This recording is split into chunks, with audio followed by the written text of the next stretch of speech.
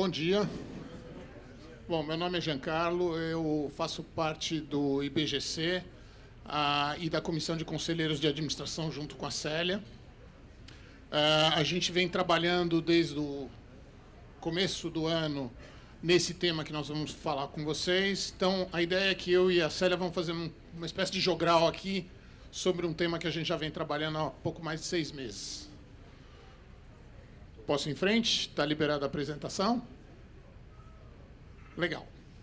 Bom, só para comentar o que é isso, então, a comissão, para quem não sabe, a Comissão de Conselhos de Administração é uma comissão que tem membros representantes do IBGC. Basicamente, nós discutimos e debatemos temas sobre o que acontece nos conselhos, como pensar em inovação nos conselhos, o futuro dos conselhos, enfim, todos os temas associados a conselhos de administração. No final de 2018, a gente tem uma agenda que define o que vão ser os temas a trabalhar no ano seguinte.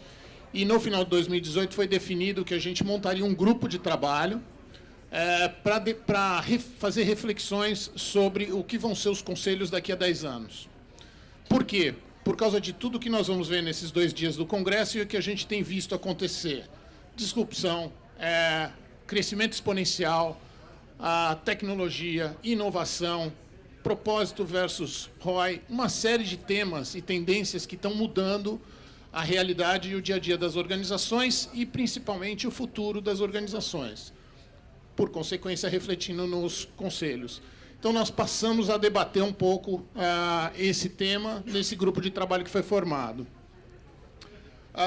Nosso objetivo não é questionar o Código de Melhores Práticas, nem trazer novas melhores práticas. É discutir o que são tendências e como essas tendências afetam os temas associados à agenda de um conselho. Tá? É isso que a gente faz. O grupo tem 11 membros. Esse grupo foi formado, como eu comentei com vocês, por representantes do Conselho de Administração, da Comissão de Conselhos de Administração, mas também de outras comissões, como é o caso da Adriana, que representa a Comissão de Pessoas, e representantes da própria Célia, Célia não, desculpa, a Adriane, que está como representante do próprio IBGC. Então, nós temos vários tipos de pessoas participando nesse grupo. Aqui estão os nomes, para quem conhecer algum deles ou quiser depois manter contato e aprofundar. O que a gente basicamente fez? Nós começamos construindo uma matriz que a gente vai mostrar para vocês, onde a gente se preocupou em saber quais são os temas que um conselho de administração normalmente trabalha e que tendências estão mudando essa realidade. Então, essa foi a agenda que a gente foi buscar no processo. Então, nós consensamos uma matriz que a gente vai mostrar para vocês, que trabalha nesses 2 eixos, o eixo tendências e o eixo temas. Tá? Passo a bola para você? Vamos lá.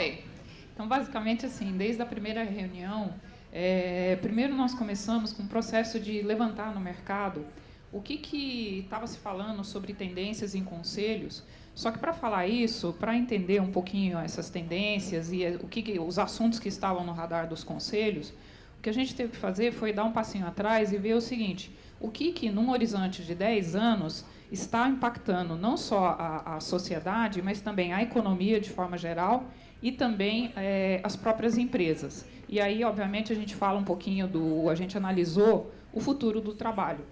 E o que a gente viu foi uma série de debates e discussões e órgãos internacionais discutindo esse tema. E aí a gente vem caminhando desde a primeira e segunda reunião, quando a gente chama de setup, é exatamente para analisar essas tendências.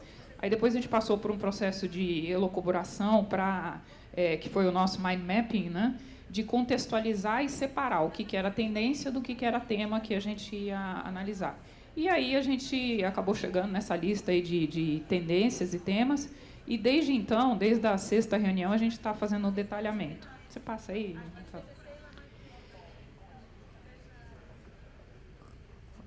Passa de novo. Como é que tudo começou? Então, esse é o nosso mind map meio estranho, mas em suma. A gente pegou uma tarde lá e todo mundo já tinha lido bastante esse assunto, já estava tudo muito fresco na cabeça, e a gente começou a pontuar as ideias, tudo que podia vir à mente, né, e que a gente tinha lido, que tinha ficado mais, tanto em relação a tendências quanto temas. Aí depois a gente deu uma organizada nisso, separando os temas de conselho. Então, por exemplo, composição dos conselhos de administração, onde a gente entra, por exemplo, a diversidade, a formação, faixa etária, tudo isso entra como um tema de conselho, né, a composição. A gente tem também outros temas, como avaliação, remuneração, práticas do conselho, como é que os conselhos se preparam, tudo isso entra no lado de temas de conselhos, que hoje eles já são muito estudados. Por outro lado, a gente via no mercado tendências tecnológicas ou não, afetando esses temas. E aí a gente partiu para uma matriz onde nós pontuamos todas as tendências, que é o que aparece aqui na vertical, e nas linhas, né? E todos os temas do outro lado.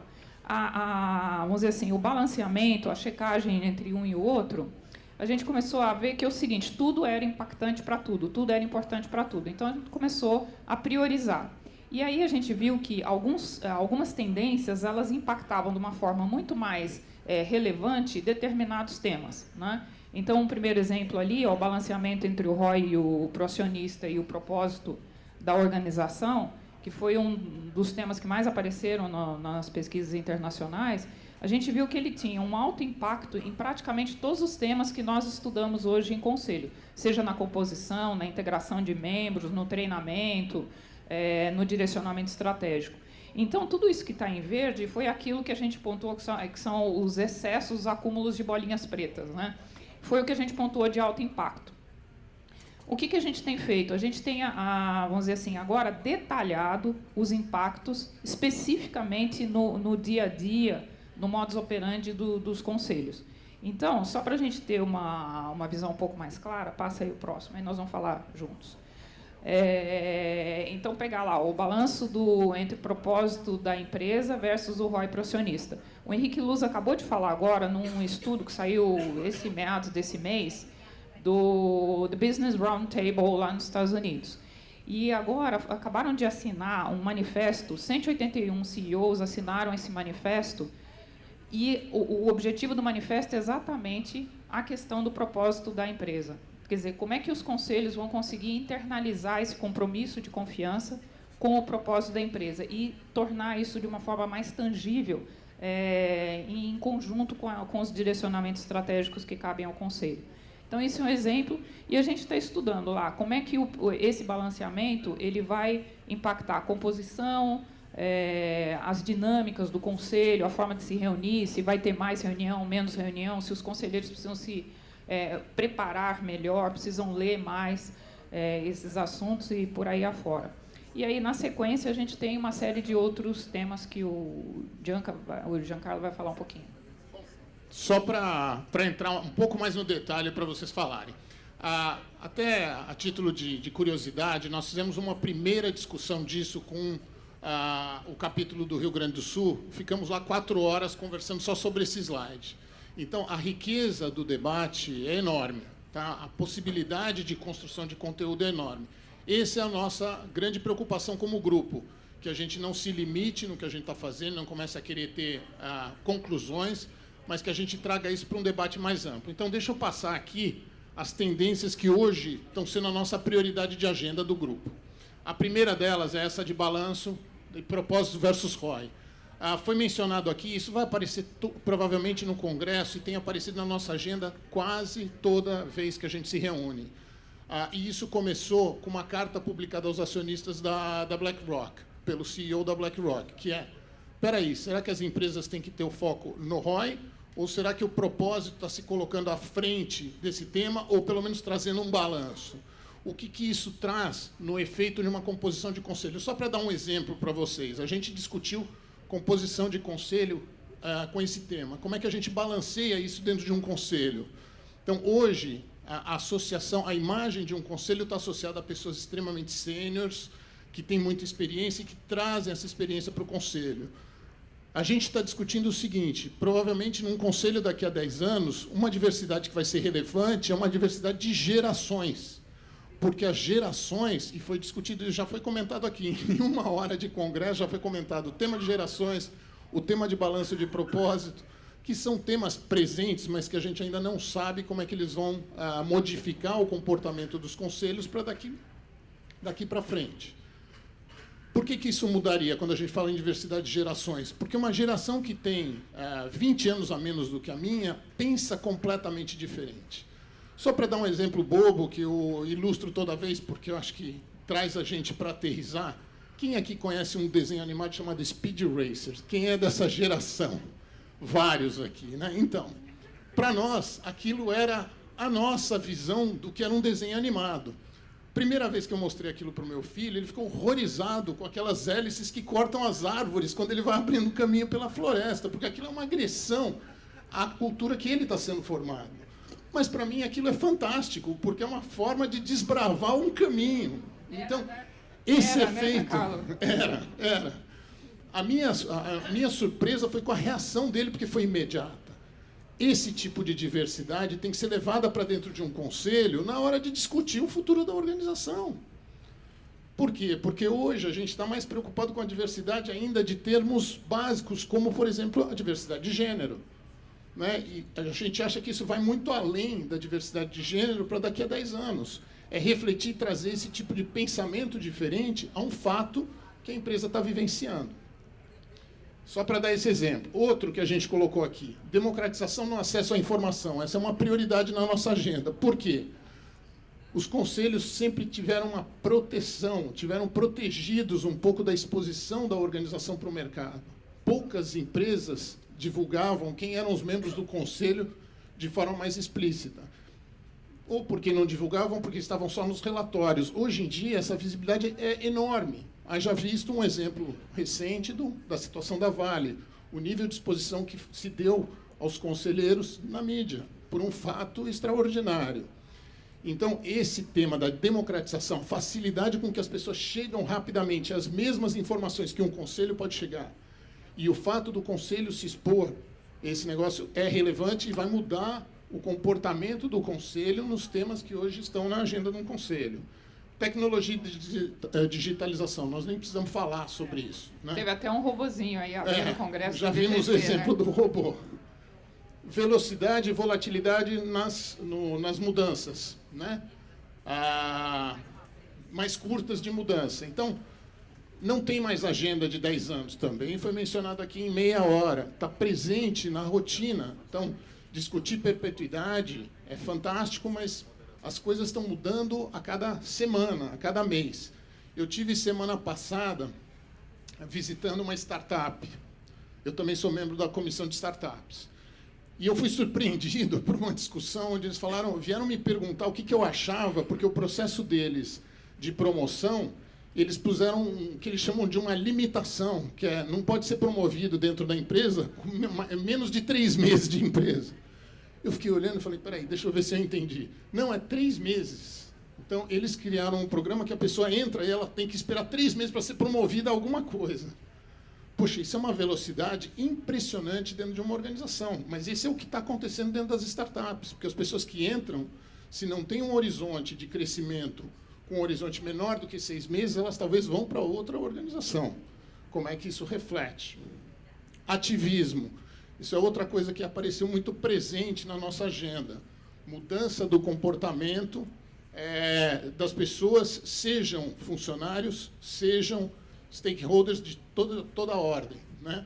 Externos, onde a empresa está situada. Então, o ativismo está muito presente na agenda das organizações e vai estar mais. E, por último, a relação com o conhecimento. O que antes eram segmentação de informações e acesso a informações, hoje está no Google. Né? O que você escrever no Google, você supostamente tem de resposta. Isso vai crescer exponencialmente. Então, esses foram os que nós priorizamos. Né? Nós vamos mostrar um pouco alguns exemplos deles. Né? Só rapidamente, existe um outro impacto também, que é a hibridização de todos esses fatores ao mesmo tempo. Então, o Giancarlo falou sobre o ativismo. A gente tem visto aí nas redes e acompanhado pela imprensa o que um ativismo bem feito não faz por um país, por uma empresa, por vários órgãos. Então, o que acontece? Quando você combina ativismo, temas relevantes, facilidade no acesso à informação, tecnologia e meios para o cidadão se colocar para o bem e para o mal, contra ou a favor, a gente percebe um impacto no qual é muito difícil você identificar, isolar aquele lance que a gente sempre gosta de causa e efeito. Quer dizer, está acontecendo isto por conta daquele fato isolado. Essa questão de isolar os problemas é cada vez mais difícil nessa sociedade onde a gente tem uma multiplicidade de fatores simultaneamente, né? Então, isso torna um pouquinho mais complexo o trabalho aí para os conselheiros. Vamos lá? Bom, falamos das tendências, os temas que estão ali de forma resumida estão aqui, então a gente fala no tema composição, a dinâmica de trabalho, os papéis e responsabilidades, os riscos, compliance, a ética, está sendo falado agora pelo Lélio lá, avaliação e remuneração. Vamos entrar um pouco no que são as reflexões que a gente vem fazendo. Então, a gente entende que, se discussão de propósito é uma coisa para valer, a gente entende que esse DNA não pode ser perdido numa transição de sucessão no papel dos acionistas principais da companhia. Então, no futuro, a presença de pelo menos um acionista que represente o propósito, aquela cultura da organização, vai ser fundamental. Não porque ele é acionista, mas porque ele traz essa visão da perpetuidade da organização. Só para citar como um exemplo. Falei do exemplo dos representantes de gerações, a diversidade de pensamento e visão de mundo. Critérios de seleção de membros. A gente fala, poxa, o conceito do triple bottom line vai se tornar, de fato, relevante. Hoje em dia, ele ainda é presente, mas ele é opcional. Ele não é demandado. Então, são temas que a gente acredita que vão aparecer de forma muito mais forte nos conselhos nos próximos anos. Talvez até uma representatividade maior de independência nos conselhos. Cada tema desse é 1 hora de conversa com vocês. A preocupação é se a gente vai nos slides ou não. Vamos pegar algum exemplo que seja bem provocativo. A gente fala em perfil e competências ou processo de phase-in e phase-out, né? Hoje em dia, o processo de phase-in e phase-out do conselho, ele não tem o rigor da integração. Muitas vezes, um conselheiro leva de 6 a 12 meses para começar a entender como a organização se comporta. A gente entende que esse processo tem que ser muito mais estruturado entre a saída e a entrada de um novo membro de conselho. Então, é um tema que a gente está discutindo muito, como isso acontece, qual é a agenda de integração e que o phase-out só aconteça quando o phase-in está completo. Não necessariamente é isso que acontece hoje em dia. Célia. Um outro exemplo que eu vejo muito é assim, na questão da dinâmica dos conselhos. O que acontece? A gente vê que aqui no Brasil, a gente tem uma quantidade muito grande de reuniões de conselho ao ano. Né? As extraordinárias superam as ordinárias.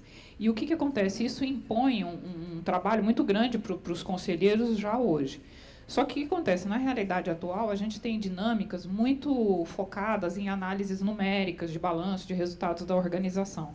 Cada vez mais a gente traz assuntos desestruturados, externalidades, ambiguidades e incertezas para esse tipo de discussão e de dinâmica de conselho. Com isso, as discussões elas devem ficar cada vez mais complexas e lidando mais com o desconhecido. Então, a questão é o seguinte, a gente vai aumentar o número de reuniões, vai diminuir o número de reuniões, a gente não sabe, mas o que sabemos é que assim, o nível de preparação do conselheiro para cada uma dessas reuniões, ele vai ter que ser muito maior, né? Porque ele vai ter que estudar algo que é novo para todo mundo, né? Uma das pesquisas que nós vimos é que em 2022, mais ou menos, todo mundo, todas as pessoas vão precisar de 101 dias a mais adicionais de aprendizado, de estudo. Então, onde é que nós vamos achar esse... Não é que são 100 dias do ano, 100 dias a mais a cada ano. Onde é que nós vamos achar isso aí? Um outro exemplo bastante provocador que a gente está discutindo é esse. Toda organização tem, ou a maioria delas tem, já um plano de sucessão bem estabelecido nos seus executivos. esse plano não necessariamente existe num conselho. Então, replicar modelos mais formais de sucessão no próprio conselho, em função da evolução da própria agenda da organização. Se a organização vai entrar num modelo de crescimento inorgânico, o que muda no perfil do conselho, como se trabalha essa sucessão. Isso são agendas que vão surgir com mais e mais frequência. Nós estávamos debatendo, por exemplo, quando você olha o mercado das organizações de tecnologia hoje, poucas delas criam estruturas organizacionais novas, elas criam projetos de longuíssimo prazo, de 5, 7, 8 anos.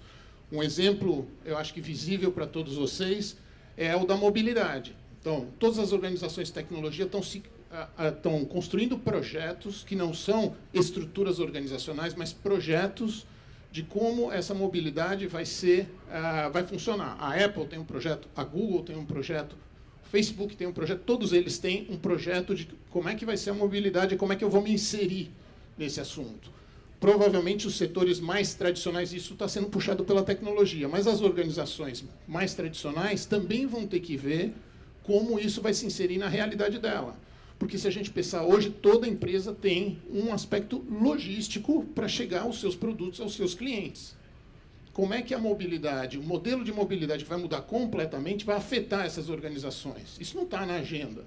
Se o papel do Conselho é perpetuar a organização como prioridade, como é que ele não está refletindo essa discussão hoje numa empresa do setor, por exemplo, de mineração, onde a logística é fundamental, não é?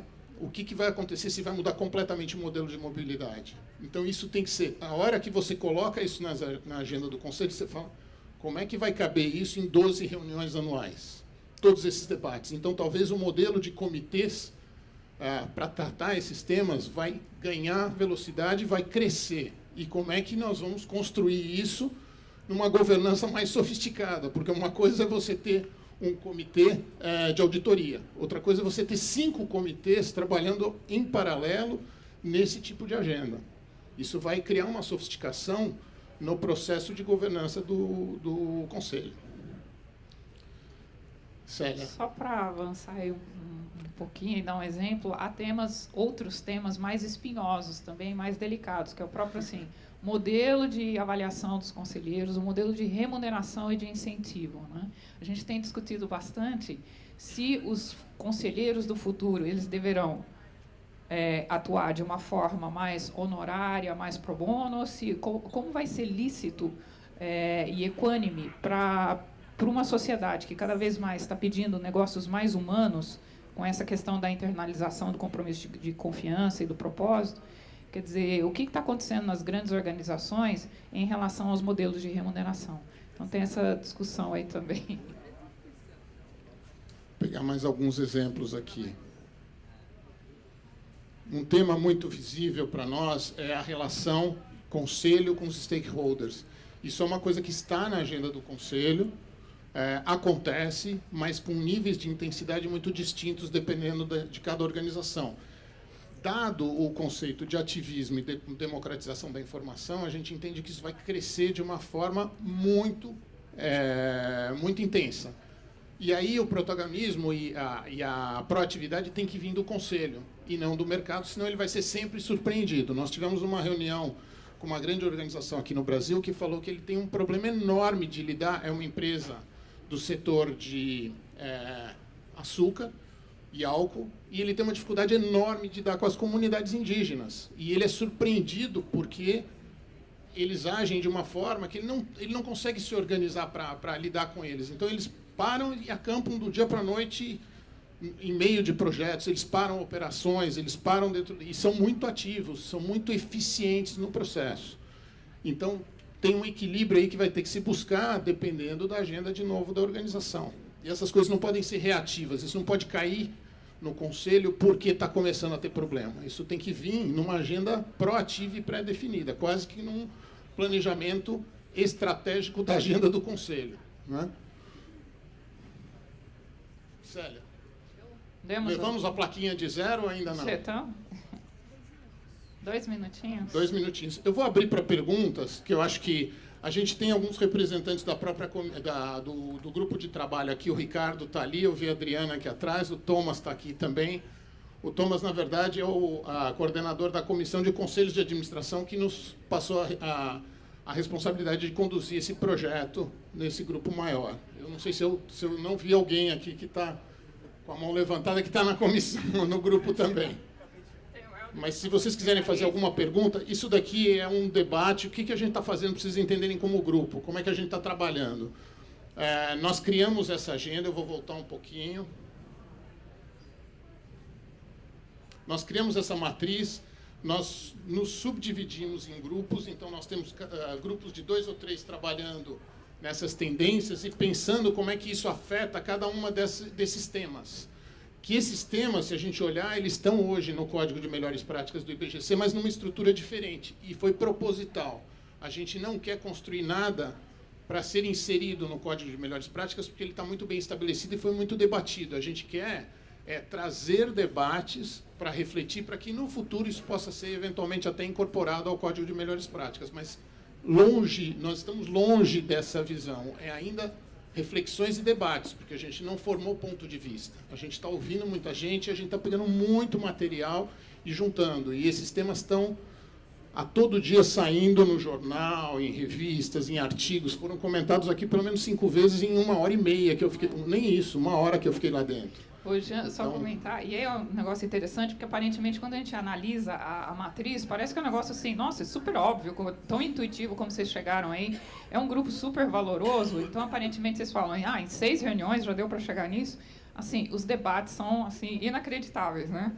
Nós ficamos falando e todo mundo tem uma agenda prévia de leitura muito grande, então é muito bacana ver tudo isso. E além de tudo, todo dia a mídia batendo, então a gente trocando essas ideias. É um processo muito valioso e muito nobre desse tipo de discussão, de crítica, um grupo muito bacana.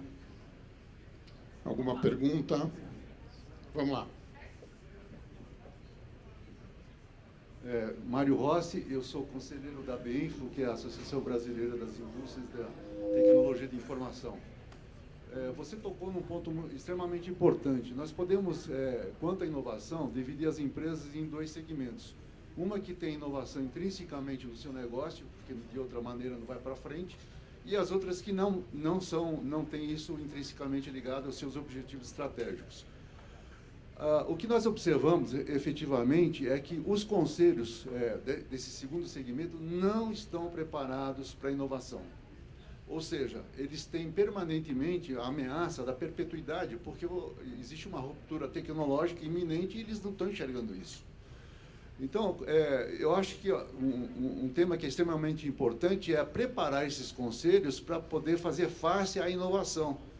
Quer seja colocando pessoas que tenham essa formação dentro do conselho, quer seja pela formação de comitês de inovação que vão dar um suporte para esses conselhos. Agora, do ponto de vista de perspectiva para o futuro, eu acho que esses conselhos estão realmente com uma ameaça muito grande da sua perpetuidade, a perpetuidade do negócio. Como é que vocês veem essa questão? Posso só comentar? A gente também está estudando bastante isso aí. O IBGC ele tem uma iniciativa muito bonita que é trazer a inovação para dentro do Conselho de Administração. Então, a gente tem até uma linha de cursos, né, inovação para conselheiros. E lá o que a gente vê claramente é assim, são algumas personas que, o modus operandi desses conselhos em relação à inovação. Uma delas é o seguinte, é o conselho que recebe ideias, recebe projetos de inovação da sua gestão e ele não sabe o que fazer com isso. Então, a tendência o que é? Como isso envolve risco, incerteza, é matar essa inovação. Então, isso é um ponto muito crítico, né? O outro é exatamente o contrário, é um conselho que está vendo a sua organização sendo desafiada por uma série de problemas e a gestão ela fica meio bem correndo atrás do dia a dia, para que a organização fique sustentável. Então, o conselho ele tem um papel, e aí nessa persona, de empurrar um pouquinho a organização, direcionar, estimular, no sentido de acolher a inovação, acolher um pouquinho mais de risco, né? E tem também os conselhos, que eu acho que vem muito do que o senhor comentou, que eles estão vendo acontecer e eles falam, olha, ainda não tem aquele senso de urgência em relação à inovação, especialmente da tecnologia. E aí, assim, qual que é a grande preocupação? Vamos crescer o nosso negócio, vamos superar os nossos objetivos, mas de uma forma, assim, muito focada no hoje. E o que está acontecendo está passando, e isso aí é meio que uma ameaça invisível que, por enquanto, ainda não faz parte. Então, a gente percebe muito esses comportamentos. Então, isso é uma grande preocupação para o Conselho acolher a inovação e não matar a inovação que está já acontecendo na organização. Eu acho que esse material, o objetivo é justamente esse. O IBGC está nos dando espaço para que a gente faça esses debates e coloque isso como uma informação de domínio público. Então, nós vamos começar a publicar artigos no blog do IBGC. Para quem está aqui, já pode esperar, daqui a 30 dias, provavelmente, a gente já tem o primeiro artigo. Qual é o nosso objetivo? Ser provocativo. Quebrar um pouco dessa realidade do ser surpreendido, né? Se eu não sei qual é a agenda, pelo menos que eu tenha a preocupação de que essa agenda vai acontecer. Eu tenho um amigo que faz uma brincadeira, eu acho que posso fazer aqui, que ele diz, eu não sei o que vem pela frente, mas que venha pela frente, pelo menos. Eu não posso ser surpreendido. Então, e ele falou isso para mim, eu não sabia que era o Joelmir Betting, mas eu levo isso muito a sério, porque eu acho que a surpresa sempre a gente vai ter. Enfrentar as diferenças a gente vai ter. Mas a gente tem que estar, no mínimo, se preparando para que ela venha de frente, para a gente não tomar um susto. E eu acho que a provocação que as grandes empresas de inovação ou de tecnologia estão trazendo é esse pensamento para frente. Quando a gente vê um Facebook fazer o que ele está fazendo com a moeda, isso é uma ruptura total com o conceito do que é a economia tradicional. Como é que isso vai afetar as organizações? Tem que estar na agenda. Se a empresa tem preocupação com perpetuação, ela tem que ter isso na agenda. Então, esses temas vão surgir, muito provavelmente vão surgir. A dificuldade que a gente vê é que a volatilidade ela traz o conflito ao contrário, que é, puxa, eu tenho que estar mais próximo do dia a dia, porque talvez eu nem chegue lá. Então, ao mesmo tempo em que eu tenho que construir a ponte, eu tenho que pensar o que vai estar do outro lado da ponte. É um desafio enorme para conceitos de conselhos de administração que têm uma agenda convencional. Então, aí, pensar modelos novos de agenda. Eu não sei quem de vocês teve a oportunidade de ler um artigo que saiu há pouco mais de 4 ou 5 meses sobre como está operando o Conselho de Administração da Netflix, onde eles começaram a colocar os membros do Conselho nas reuniões executivas da média e alta gerência da organização. Não para participar ativamente, mas para entender o que está acontecendo na organização, para se aproximar da agenda de gestão. Para quê? Para que isso possa ser levado para o Conselho. Por quê? Porque o Conselho tem a capacidade de separar o curto do longo prazo, mas ele precisa saber o que está acontecendo. Tempo esgotado. Entendido.